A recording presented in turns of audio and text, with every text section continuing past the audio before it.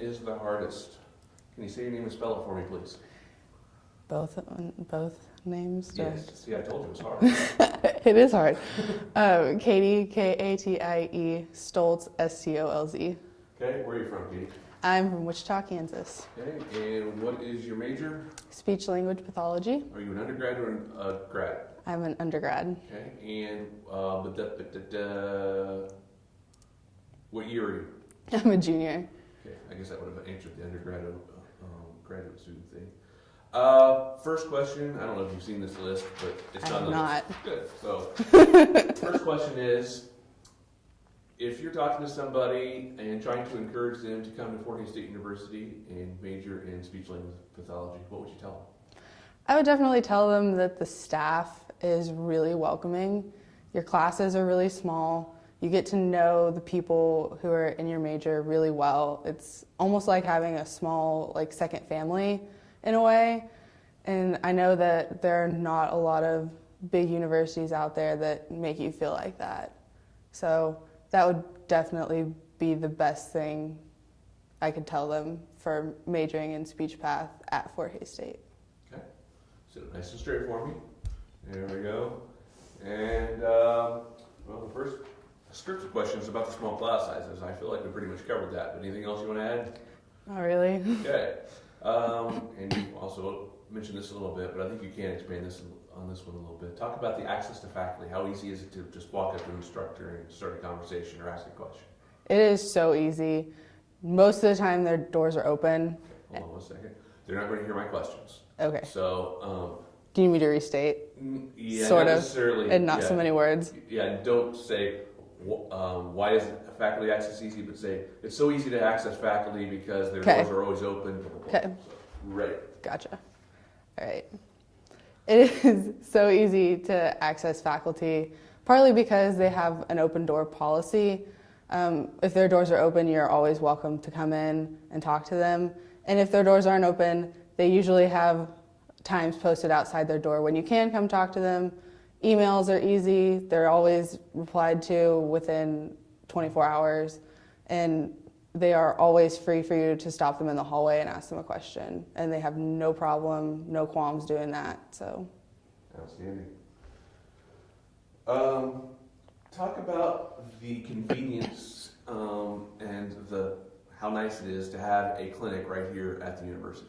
It's really nice to have a clinic here on campus because the opportunity for observation is there in your undergrad years.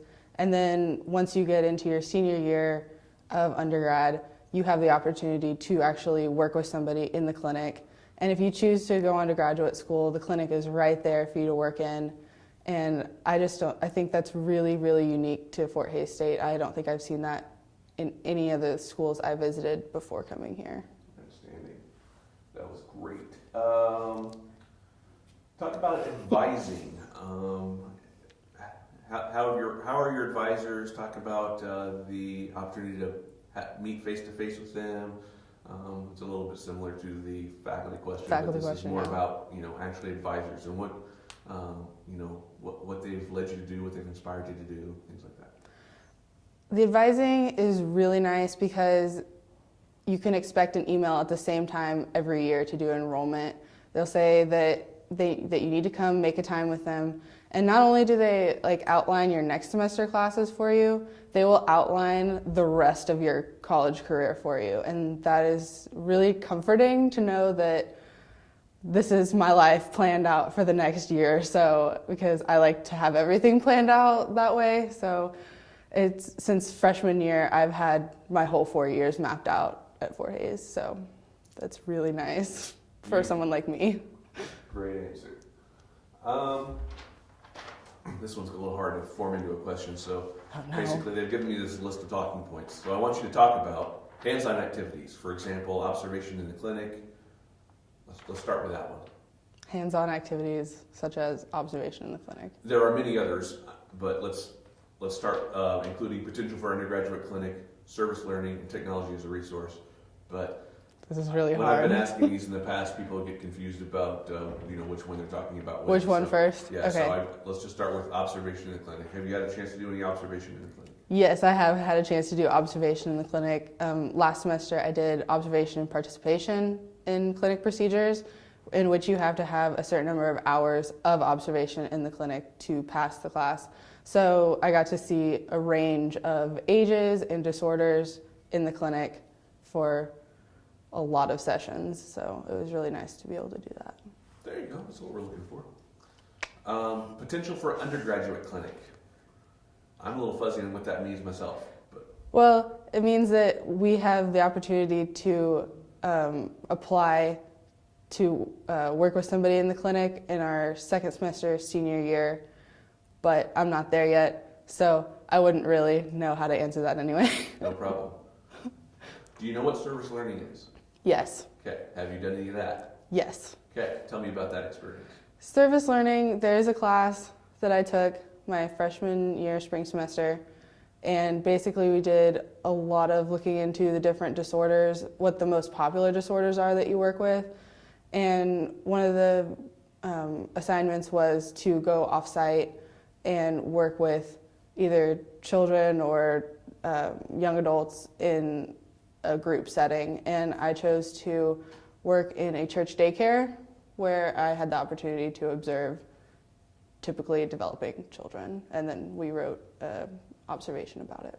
Excellent. Technology as a resource. So I guess basically what technology have you had a chance to put your hands on? Oh no. And if there's nothing, that's fine. I can't really think of anything right now. Can you? I don't know. Okay. Other than like observing the iPad being in clinical sessions, but that's observing. What do you do with the iPad? With the iPad in clinical sessions, it helps the child with hands-on games and activities for whatever disorder they're working on. I can't really formulate words for that. It's okay. Did you do any undergraduate research? I have not. Okay. Do you know enough about it to try to talk about it? You don't have to. No. Okay. Have you used the tutoring center that's led by graduate students? No, because I usually work. Okay. And I'm a writing center tutor. Does that make a difference? That's not exactly what we're after here. No. Opportunities to be involved. NISHLA, spelling bee, run walk. So basically talk about the things that you can do outside of the classroom that are still related to speech language pathology, but aren't necessarily truly academic. The organizations and stuff that you can get involved in. Right.